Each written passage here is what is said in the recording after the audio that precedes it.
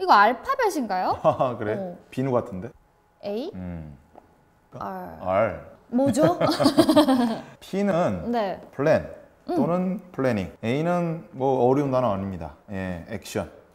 예, 뭔가 그리고 행동하고 실천하는 건가 그렇죠. 봐요? 예, 예. 그다음에 R은 좀 어려운 단어인데요. 리플렉션. 리플렉션. 예, 성찰하고 되돌아보다. 뭐 이런 어떤 뜻이겠네요. 자원봉사를 어떻게 주도적으로 할 것이냐라고 하는 실천 방법론의 세 가지 프로세스라고 보시면 되겠습니다. 그러면 이렇게 플랜, 액션, 리플렉션 이렇게 있잖아요. 네. 요거에 맞는 자원봉사 그런 사례들 뭐 있을까요? 네, 하나씩 한번 생각을 해볼까요? 네. 자, 먼저 P입니다. 피해 당하는 것이 제가 아까 두 가지를 살짝 언급했는데 네. 다시 한번 좀 여쭤볼게요. 네.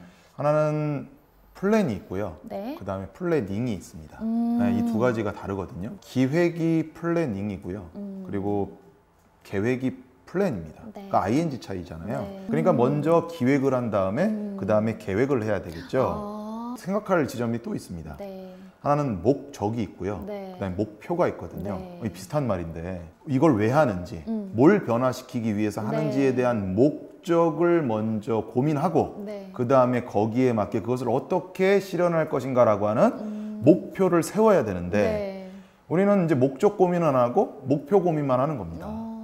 그래서 자원봉사 활동을 할 때는 네. 먼저 무엇을 할 것인가를 먼저 생각하기보다는 이걸 왜 해야 되고 뭘 변화시켜야 될 것인가를 먼저 생각하고 그 다음에 목표를 생각하는 것인데 아까 처음에 제가 기획과 계획을 얘기를 했지 않습니까? 네. 이 목적을 논의할 때는 바로 기획을 해야 되는 것이고요. 네. 그 다음에 이제 이것을 하기 위해서 무엇을 해야 될 것인가는 바로 이제 우리가 계획을 수립을 해야 되는 것이죠. 이 두 가지를 명료화하는 것. 이것이 바로 P의 가장 중요한 요소라고 볼 수가 있겠습니다. 그러면 A에 대한 것도 네. 말씀해 주시겠어요? 액션은 P가 잘 수립이 되면 될수록 액션은 쉬워집니다. 네, 목표를 잘 정하면 되거든요. 구체적 예를 들게요. 네. 이제 재개발 도시에 자, 거기다가 나무 심기 자원봉사 활동 프로그램을 한다라고 했을 때 네. 나무 심는다라고 하면 여러 가지 목적들이 많을 수 있습니다. 미세먼지가 있잖아요. 네. 그 미세먼지를 완화시키기 위해서 아니면 그 도시에는요 새로운 인구들이 많이 유입하거든요. 그러니까 관계가 서먹서먹하다고요. 그러니까 나무를 심으면서 그 관계 형성을 할 수도 있죠. 네. 아니면은 예를 들면 유실수를 심어서 잘 관리를 해서 네. 잘 수확을 해갖고 사회적 소수자나 약자들에게 기부하는.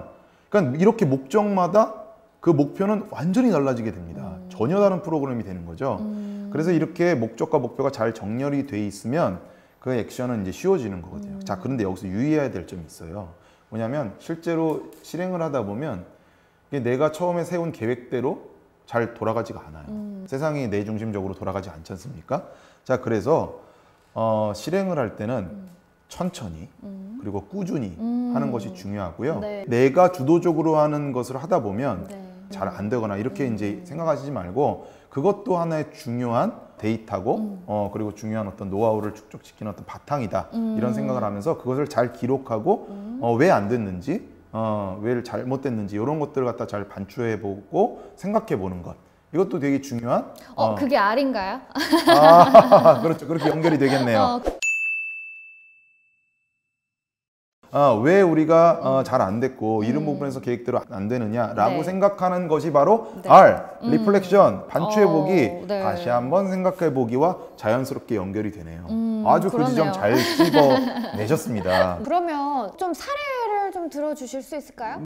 기획을 하기 위해서는 현장을 들어가야 됩니다. 고등학생들이 홀로 사는 어르신에게 여름철에 밑반찬 자원봉사 활동을 만들어서 전달해드리는 그런 자원봉사 활동을 한다라고 하면 이제 어떻게 기획을 할 수가 있을까? 일단 현장에 가서 홀로 사는 어르신들을 만나 뵈야 되겠죠. 홀로 사는 어르신들이 어떻게 사시는지도 한번 좀 들여다보고요. 그 다음에 어떤 여건에 사시는지 또 어떻게 고립이 되시는지 또 삶에 어떤 다른 어려운 점은 뭐 없는지 예를 들면 뭐 스마트폰을 잘 다룰 수가 없어서 위급 상황에서 전화를 못 할 수도 있는 거고 그 다음에 뭐 TV가 아예 고장나 있다든지 그 다음에 형광등이 아예 깨져 있는데 못 갈고 그냥 살고 계신다든지 이런 것도 같이 이제 보는 거죠. 우리가 밑반찬을 만들어서 전달은 하지만 이렇게 같이 말벗도 해드리고 그리고 환경도 여러 가지 또 조사를 해서 네. 그런 것들을 갖다 같이 하면 되겠구나 네. 라고 하는 이제 현장을 가봐야 여러 가지 해야 될 일감들이 구상이 될 수가 있다라고 하는 것입니다. 네. 그게 이제 P이고요. 그 다음에 이제 그걸 갖고 와서 같은 동료 학생들끼리 우리가 가진 어떤 시간, 자원 이런 것들을 갖다 고려해서 우리가 밑반찬 자원봉사를 하지만 뭐 재료를 갖고 와서 전달해서 같이 만들어 본다든지 그 다음에 형광등이 뭐 깨져 있거나 안 나온다 그러면 그거 이제 좀 일부 구입을 해서 갈아드린다든지 뭐 이런 어떤 것들을 좀 계획을 해서 네. 실천할 수가 있는 것이죠. 네. 자, 그 다음에 이렇게 실천을 한 다음에 여러 가지 것들 아까 이제 얘기했던 시행착오가 있을 수 있지 않습니까? 그런 부분들을 같이 모여서 요런 것들을 했더니 좋아할 줄 아셨는데 분위기가 썰렁했더라. 네. 왜 그럴까라고 하는 것도 같이 얘기를 나눠보면서 어떤 것들을 바꿔야 변화시켜야 다음에 더 보완을 해서 상호 간에 좋은 자원봉사 활동들을 만들 수 있을까 이런 것들을 갖다 같이 한번 생각을 해보는 거죠. 거기서는 이제 질문이 중요합니다. 평가, 리플렉션을 할 때 질문이 중요한데 무엇을 변화시켜야 좀 더 나은 자원봉사 활동이 될 수 있을까? 뭐 아쉬운 점은 무엇일까? 이 지점에서 우리가 정말 좋은 성과는 무엇이었는가? 새로운 어떤 성과를 낸 지점들은 무엇인가? 더 보강해야 될 것들은 무엇인가? 이런 어떤 질문들을 그 조직의 모임의 리더가 그런 질문들을 생각하면 팀원들이 원활하게 평가를 할 수 있는 사고의 도움을 받을 수가 있다라고 하는 거죠. 그 예를 들면 또 이렇게 사고 구조를 틀을 들여서 평가를 효과적으로 할 수 있는 방법이 있는데요. 하나는 첫 번째 뭐냐면 우리 활동 중에 그만해야 될 것, 스탑이겠죠. 네. 잘 됐으니까 계속해야 될 것, 그 다음에 새롭게 뭔가 보강해야 될 것.